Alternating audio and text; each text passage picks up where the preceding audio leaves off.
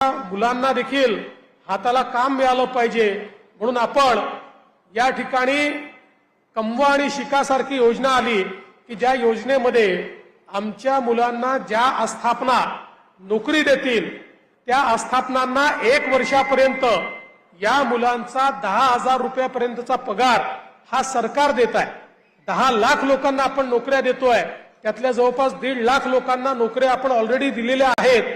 मी तुम्हालाही विनंती करेन की या योजनेचा मोठ्या प्रमाणात लाभ आपण घेतला पाहिजे आणि त्यातनं एकदा 1 वर्षापर्यंत एखाद्या आस्थापनेत काम केलं, आपलं काम चांगलं असेल तर त्या ठिकाणीच परमनंट नोकरी देतील।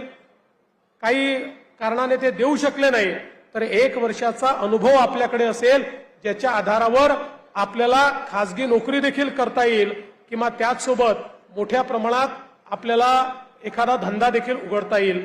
आपल्याला कल्पना आहे की देशाचे प्रधानमंत्री मोदीजी यांनी तर बचत गटाच्या माध्यमातून एक अशी क्रांती आणली आहे की ज्यातनं त्यांनी आपल्या महिलांना लखपती दीदी बनवायचं ठरवलंय।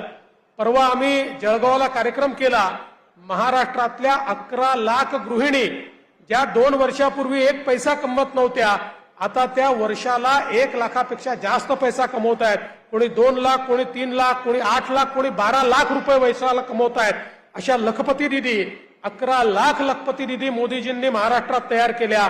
आमचा प्रयत्न आहे की येत्या काळामध्ये 25 लाख आणि त्यानंतर 1 कोटी महाराष्ट्रातल्या महिलांना लखपती दीदी बनवायचं, म्हणजे ज्या स्वतःच्या पायावर उभ्या राहतील, आपलं घर संसार चालवतील।